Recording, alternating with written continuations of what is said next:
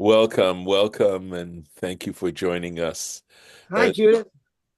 as we continue to look into the issues, going into far more seriously as we can, but we're moving from kashrut into the issues of what are called tuma and tahara, tuma being impurity, tahara being purity. And we were learning yesterday about machshirin, and that there are certain types of liquids that that if they come on on food material, make it now susceptible to tuma, to impurity, and that can also, and the affect the purity of something called truma. We explained what that was yesterday, and we're gonna go on now. Baruch atah Adonai Eloheinu melech haolam asher kitshanu b'mitzvotav v'tzivanu asok b'divrei Torah. So Sorry. thank you. So we're all getting this from verse 34 here. Rashi's saying we're going to learn a whole bunch of things that our rabbis derived from this word, right? So from this verse. Let me go back and look at the verse again. Okay, let's take a look. So mikol ha'ochel, from any food, from all food, asher ye'achel, which is eatable, asher yavo alav, upon which comes upon it mayim, water. You can see there's so much commentary on this. Yitma, it shall become impure. Meaning, not that it becomes impure immediately necessarily, but that it is now, we understand this to mean susceptible to impurity. Because not everything is susceptible to impurity. There are just certain things like ochlin, food, mashkin, liquids, right? Uh, kalim, that is vessels, utensils, and adam, and human beings. Those are things that are susceptible to becoming impure. So anyway, going on with the verse, v'chol mashke, and any liquid, mashke means basically literally drinkable substance, potable, asher yishate, which may be drunk, bechol kli, in any vessel, yitma, it shall become impure. That's the verse. And just to sort of look at the geography of this going on, I just want you to look at all the commentary, right? So we've got this is Rashi, but look at all the Torah Tmima we have. And this is the verse we're looking at right now. It's starting right here, but look at all the previous that was dealing with clay, with pottery, with clay vessels, right? But look at this. This is where Torah Tmima goes. There is Rashi, but look, continuing here, he's discussing what we're discussing right here, and also going on, just continues to go on and on and on. There are just so many dinim, so many points of law that are involved here. So, but this is where we left off in the Rashi, and as you can see, there is and I can say this, unusually long Rashi. Rashi is usually very terse, and but here he feels a need that he needs a lot of explaining. So, going on. The Od lamdu rabotenu, and our rabbis further learned, mikan, from this verse, she'en vlad hatuma. Okay, so now we're talking about a derivative of an initial impure, impure source. So I mentioned yesterday that there are degrees of impurity. Okay, so if the initial source of impurity is something like a corpse represents a very, like perhaps the ultimate level of impurity. And by the way, this is also a reason you can see here a connection to death and immortality in that very fact. Okay, so here I said it's an allusion, it's not a direct statement, but it's certainly showing a connection. So the point is that a corpse is so impure, has such a high level, that it even renders, if it's under the same canopy, that a person doesn't even have to touch it. They can go under the same canopy as the corpse, so in the same building, right? And they themselves will then have a derivative level of impurity. They themselves become impure, but it's a vlad hatuma. It is the offspring of the initial impurity. But here we go. They learned she'en vlad hatuma, that a derivative impurity, metame kelim, it does not in fact render impurity to vessels. Remember, vessels are one of the kinds of categories. Shekach shaninu, right? That so we learned. Yachol yiyu kol hakelim mitamim me'avir klicheres. Let's suggest, right? We're going to try and prove it this way. Let it be possible that any vessel, right? All vessels become impure from the airspace of a pottery, of a klicheres. It's a clay vessel, right? Talmud Lorma. For this reason, Scripture teaches, Kol asher betocho, anything that is within it, yitma, shall become impure, mikol ha'ochel. So it says from anything that is consumed, any food. Remember, food as opposed to a vessel. Note that. Ochel umashke. Ochel umashke. So in other words, food or liquids, mitama, can become impure, may avir klicheres, from the airspace of a clay vessel. We discussed the clay vessel a little bit back, right? The ein kol kelim, but vessels themselves, no vessels, mit amim, become impure, may avir klicheres, from the airspace of a clay vessel. 1 second, Mike, I'll recognize you. 1 second. Okay, we can stop here. We can pause here. Mike, your question. You'll need to unmute. I cannot hear you. Are you unmuted? Still can't hear you. Well, I say the clay vessels have to be broken because they can't be Right, stopped. that's something else, but Mike might have a different question. Mike, do you still have a question? No? Okay, let's go on. Okay. So we were just saying that vessels that are in the airspace, with suspended, not touching the sides of this vessel, do not become impure. However, food or drink or liquids, right, potable liquids, do become impure. That's stated, and we're understanding the fact that the Torah states those specifically means that vessels do not. Lefi shehasheretz. Here we go. Here's an example. A sheretz, the reptile, right? These impure reptiles, av hatuma. It is a principal form of tuma, of impurity. So, in other words, it's a actually second level, because a corpse is avi avot hatuma. Literally, it means the father of the fathers of tuma. But an ava tuma essentially is understood as being a first level impure substance, right? And a sheretz is a first level impure substance.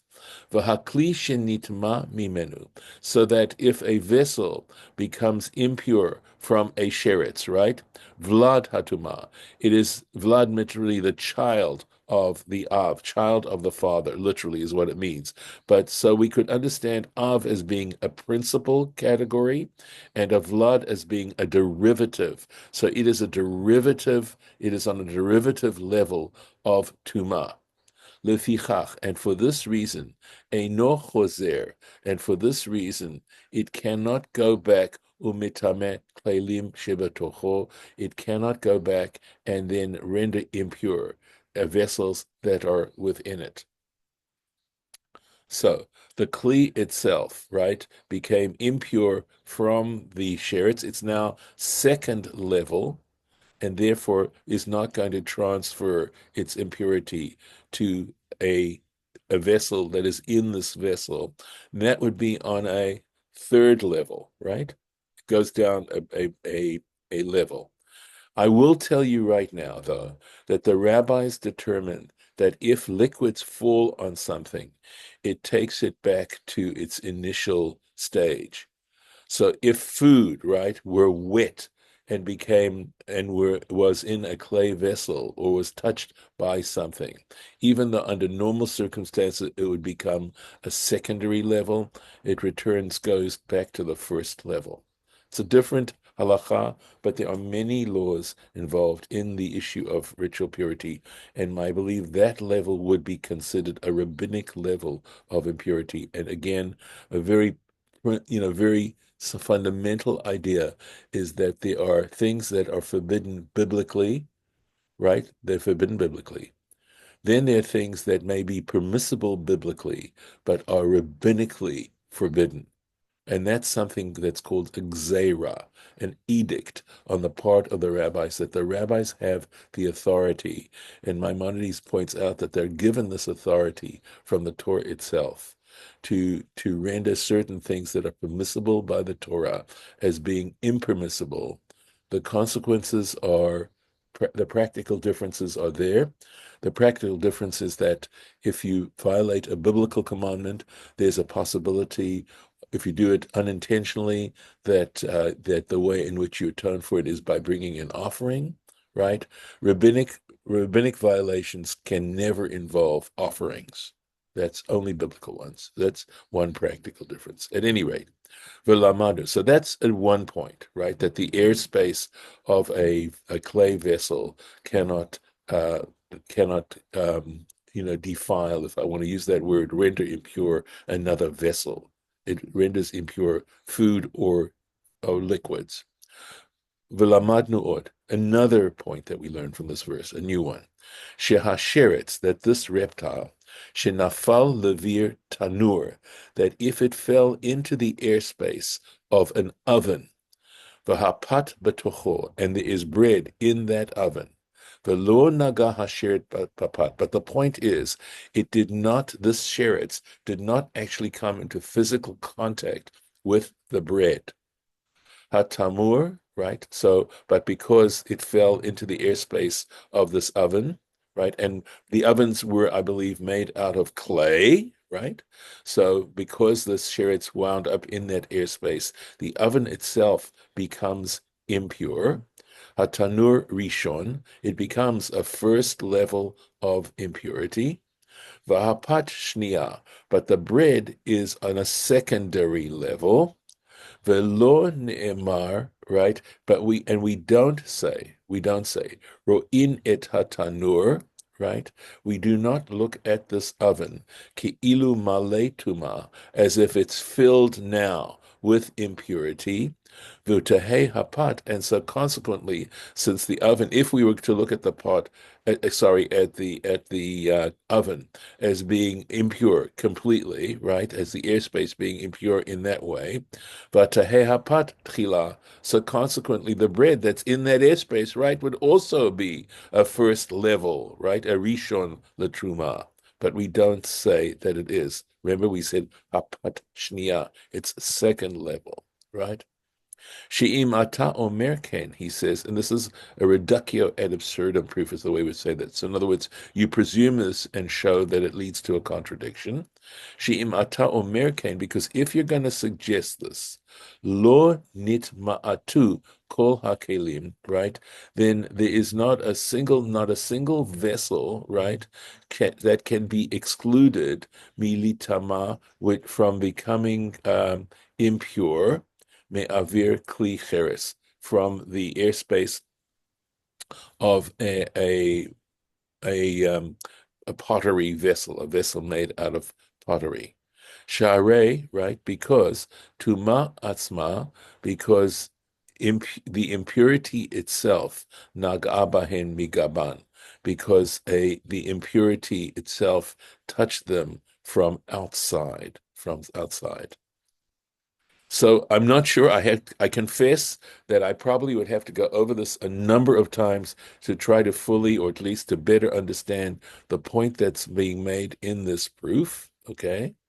But the point is that nothing touched. Remember, he mentioned that nothing touched the bread itself, right? So you have, just to describe this situation, we have this oven, a sheretz falls into the airspace of this oven, and there is bread in the oven, but the sheretz did not touch the bread. Okay, the bread does become impure, but not on the same level as the sheretz.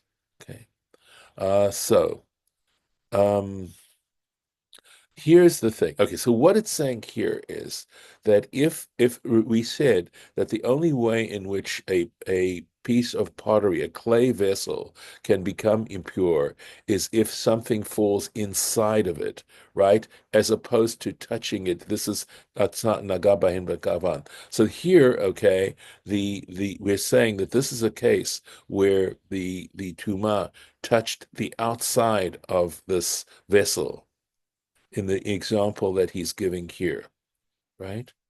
Um, okay, so again, I'm not certain that I fully understand the point that's being made here. I'd have to go over it a few times in the hopes that I would understand it better, but at least I'm trying to translate it as faithfully as I can for you. All right, so that's that point. V'lamadnu od, and we further learn al bi'at mayim regarding the introduction of water. She'ena machsheret. Here's the point, that even though we know that we said that water, in other words, these liquids, are machshirim. We call them mashchirim because they make the object on which they fall suspect now to a level of impurity. Right, so we don't say that the introduction of water, einam machshir tzra'im. The point is, it does not render seeds now susceptible of impurity.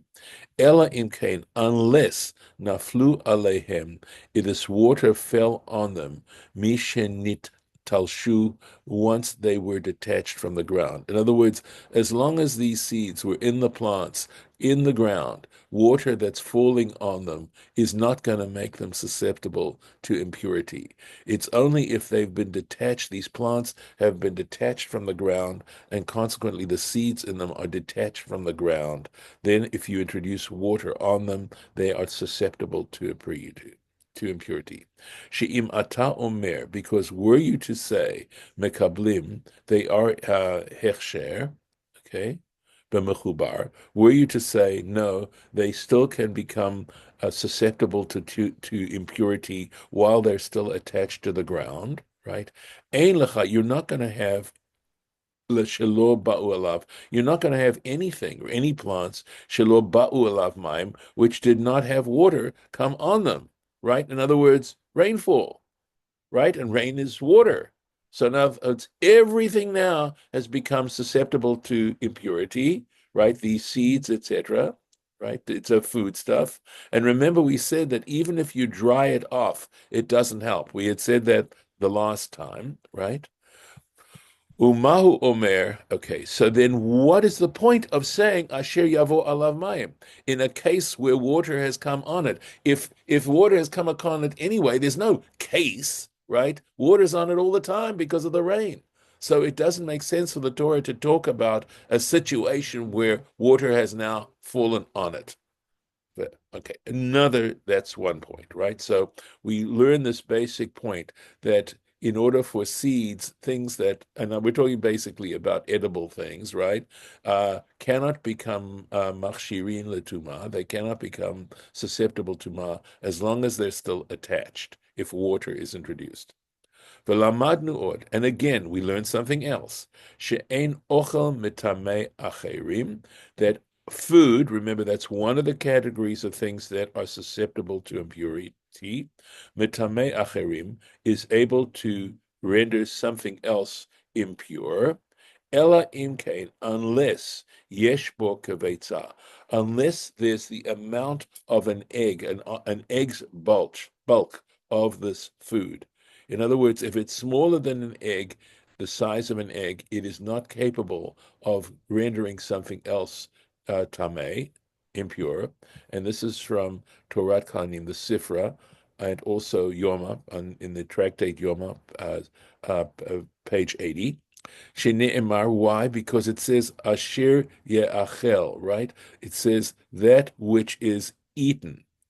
Ochel hanechal, right? So in other words, food that is eaten bevat achad. So we have to be talking about eaten in one gulp, in other words, or in one mouthful. V'shi'ura chachamim, and the sages estimated ein beit habli'ah, that the throat, right, that is, the where your swallowing the food, right? Machazik, it does not contain yoter, more than the bulk mibeitzat hatarnagolet of a chicken's eggs, a chicken egg. That is the size of where you swallow the food, your throat, when you swallow the food. So it has to be at least that size to be capable of rendering something else tameh. So we'll take a little bit more. We have a little more time. Okay, so V'chol asher, and here we're going to say, and anything asher yipol, which falls minivlatam, from their carcasses. This is from these shratzim, these impure reptiles. Alav, right? Min yitma. Okay.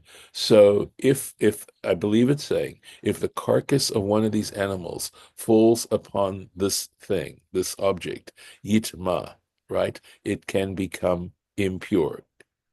Tanur, a tanur, an oven. Kirayim, it's a special kind of oven that has like two tops where you can put two vessels on the top of it. That's why it's kirayim. You notice the ayim ending is a dual ending. Utats, they must be broken. Tmeimheim, they have become impure. So again, these ovens were made out of clay, and that's, as Harlan mentioned, they need to be broken. Utmeim yiyu, they shall remain impure, lachem, for you. Okay, so they cannot be koshered in this way. They cannot be rendered kosher. That is to say, fit for further usage. They are now considered impure. Tanur v'kirayim, Rashi. So from this has to do, kalim has to do probably with the impurity how of vessels, right? Kalim hamitaltalim haim. So we're saying the fact is that they're objects that can be moved, vessels that can be moved, transported around haim. Vehaim shalcheres. So he's saying any vessels that can be carried around, vehaim shalcheres, and they're made out of clay. V'yesh lahem toch, and they have an interior. V'shofet et hakdera al nekev hachalal. And I believe what he's saying is that the kedera means the pot is placed on nekev hachalal. On nekev literally means a crack in the above the opening, right? Ushnehem pihem lamala. Oh, so he's describing it, right? And that's how, as I said, these ovens are made in such a way that they would have openings in the top, okay? And so in that case, they would be able to put pots on top of them. They do them PM lamala. Their mouths literally are upwards, are on top. So that's where you'd put the pot. Utats shall be shattered, shall be broken. She'ein lekli cheres tahara betfilah, because you cannot render a clay vessel, right, pure by means of immersion in a mikvah. Utmeimim yehiyu, and they shall remain impure, lachem, for you. Shelo tomar metzuva ani, you should not think, you shouldn't say, I am commanded lenotsam, okay, to break them, to shatter them. Talmud lomar, and for this reason, uh, let's see, I'm sorry. Yeah, lenotzam. Talmud lomar, and for this reason, Scripture says, "Tmeim yiyu lachem," they shall remain impure for you. Imratza lekaiman betumatam rashai. Interesting. Okay, so the point is this: for you, you're the one who needs to shatter it, but for a non-Israelite, if you want to not shatter them, imratza lekaiman betumatam, and in their impurity, you're given permission. So I'm assuming that it's saying that if you wanted to sell this oven, this clay oven, to somebody who is not commanded to observe this law of impurity, you're permitted to do that. But the idea here is that the commandment isn't that you must shatter them. But you have to recognize the fact that these ovens are impure. Now, what's interesting, because I haven't studied deeply this particular element of the issues of Tuma and Tahara, uh, and so what it appears to me is one thing I know is that the kinds of food that are affected by these issues of Tuma and Tara have more to do with dedicated food, like an animal that you dedicated to the sanctuary or something that's going to be used for such sacrificial or temple use. But regular food does not have these issues of impurity. There are, in fact, however, I am aware that there are individuals who choose to eat chulin. Chulin means non-sanctified food, and bikdusha, that they treat their non-sanctified food as if it is sanctified food, but that's purely a decision on their part. It is not something that's mandated by the Bible. So it could also mean that if you have an oven that's become impure, and you want to use it for your everyday meals, you can do it. But you need to know that the oven cannot be used in any sense for anything that's become sanctified, even like truma, okay? And that so that anything that involves the service in the temple, it cannot be used at all. And that's where we'll leave things for today. So let me put that in just the marking. And God willing, we'll pursue this a little more on next time we meet. And I'm going to stop the share. Okay. Questions, comments. I mean, this is right. This is an area, a subject you didn't study about in religious school, for sure. That's right. If something falls into a cup or something like that, is it impure until water gets in? I don't know what water has to do with all this. Water has to do with the fact that it makes food, okay, food capable of being susceptible to impurity. Hmm. Okay. So if it is not, if there's no water on that, then Yeah. if it's not, there's no liquid on it, then it is not susceptible to impurity, is what we appear to be reading right now. Okay. Hmm. Wow. So yeah, I know this is pretty arcane stuff for sure. Yeah, Mike. Is there different degrees of impurity? Yes, there are. There are. Go ahead. Wow. Hmm. I don't have you on mute, so I'm afraid for either your volume is turned all the way down.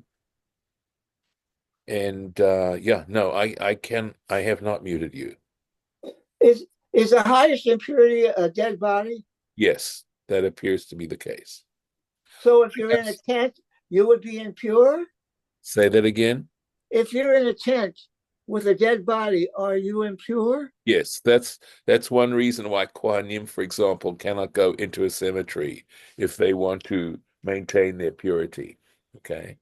Oh. And Mike, So I think it has to be an open. Oh, wow. yeah, oh, you can hear me. I can now. Yes. It's my Bluetooth. It's my headset. Okay. Okay, so I had a few questions. I remember. So first one is, if the body is impure, uh, then why do we insist on burial of the whole body and not cremation? Oh, well, the simple reason for not cremating is it says, from dust you are and to dust you shall return. And so the idea of actually burning the body is doing more than the Bible has commanded us to do. So we came into this world in a natural way, and we want to leave this world in a natural way. It's not our body. That's something that people don't really understand, right? We assume that the body, because we rent our body, so to speak, we're renters, that we can do whatever we like with it. And that is not the case. Judaism does not look at our bodies as that. We look at our bodies as rental space, which means you have to treat it with respect, just as you should anything that you rent. So yeah, The answer always makes sense, sorry. regardless if I'm expecting it to. My apologies. No, seriously, it does. Yeah. Because I was wondering, like, why do we have so many? Because if you bury a lot of bodies in the same place, then you've got a lot of, isn't that a lot of impurity? Yes, it But is. In fact, it's very important. That's one of the reasons that very often in Jewish cemeteries, the space where the body is buried is outlined. Okay. And that actually may be the origin of placing stones around the grave, maybe have been to outline the grave so that people didn't walk on over the grave. so you definitely don't want to like walk into, like a crypt or anything, a Jewish crypt or anything Uh, like that, right? Well, if you're a interestingly enough though, interestingly enough, there are in fact catacombs Yeah. in Jerusalem, right? And in fact, it's discussed in the Talmud as to how these catacombs are actually to be constructed. So, what are the rules regarding these particular crypts, in terms of impurity and stuff? Um, it says in the book of Leviticus who a Kohen, and it's strict, it's just Kohanim who have to, who have to observe these things, essentially. But if you're not a Kohen, there's nothing to prevent you from going into a cemetery or going into a catacomb, or a crypt. It's only if you're a Kohen that you'd have to watch out about it. This stuff is mostly for Kohens. Well, at least Um, I'd say yes and no. I mean, it affects Kohanim more, certainly at the time when they used to actually minister at the altar, because going and actually performing the service at the altar was a deeply, deeply sanctified act, which meant you had to treat it in a very, respectful, incredibly respectful kind of way. I like to compare it to the ritual at the tomb of the unknown soldier at Arlington Cemetery, where every detail, how the soldier who's performing it is dressed, their uniform, how many steps they take, everything. How they have to carry their rifle, every detail. That's the way in which you show respect, and also because that ritual is considered to be a sanctified ritual. You could call it that. So there's an example of nowadays how we have such behavior. okay, I remember my two other questions. Yes. Okay, so the new synagogue you're going to in Georgia, is it Ashkenazi Okay. or? So that I'm still recording. So those sorts of questions I think don't need to be recorded. We can go off the record for that. So if you have other questions off the record, I'm going to stop recording. Okay. Nothing else. All right. Very good. So let me stop.